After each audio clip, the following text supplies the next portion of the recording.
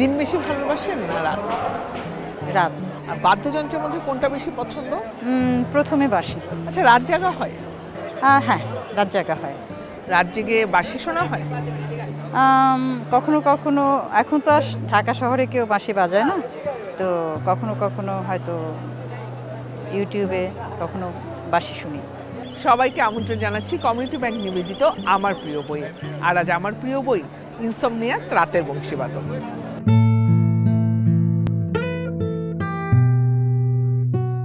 ইনসমনিয়াক রাতের বংশীবাদক লিখেছেন হুরে জান্নাত শিখা। তিনি আজ আছেন আমাদের সাথে, আমরা কথা বলবো তার সাথে। আপনাকে স্বাগত জানাচ্ছি আমাদের অনুষ্ঠানে।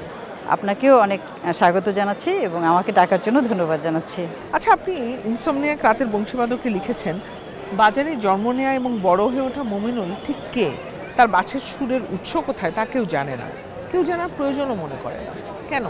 কারণ সে বাজারে বাঁশি বাজায়। বাজারটা সকলের। এখানে আসলে বাজারের চরিত্রগুলো সবই আমাদের নৈর্ব্যক্তিক চরিত্র। আমরা সবাই চিনি, কিন্তু কেউ চিনি না, এরকম একটা ব্যাপার। তার জন্য পৃথিবীর ভালোবাসাগুলো ছড়িয়ে থাকে যত্রতত্র বেহিসাবি।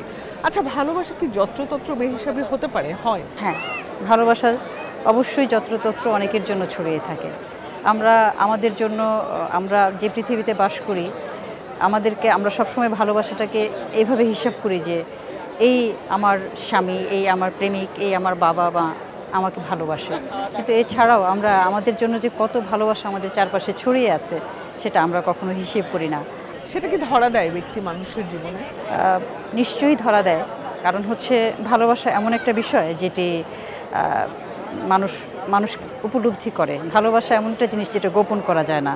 আপনি লিখেছেন যে ইনসমনিয়াক রাত তার বাঁশির সাথে জেগে থাকে, কিংবা মুমিনুল ইনসমনিয়াক রাতের সঙ্গী হয় নিজের অজান্তেই। এই যে প্রথাগত মানবসুলভ অনুভবের বাইরেও যে একটি জগৎ, কোন জগতের কথা আপনি বলতে চেয়েছেন? ঘর বলতে যা বুঝি, তার বাইরের যে একটা বিস্তৃত জগৎ আছে, সেই জগতের মধ্যে যে কত রকমের ঘটনা আছে, মানুষের কত রকমের জীবন আছে।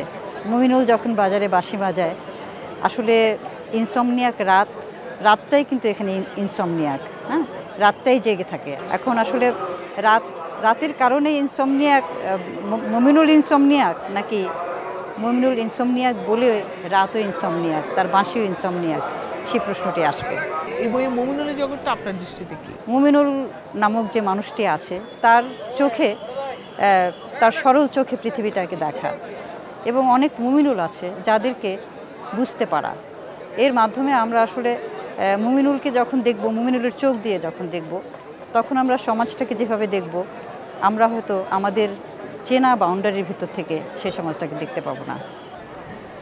দর্শক, আমরাও দেখতে চাই মুমিনুলের চোখ দিয়ে সেই জগৎটাকে, যে জগৎটা সচরাচর আমাদের দেখা হয়ে ওঠে না।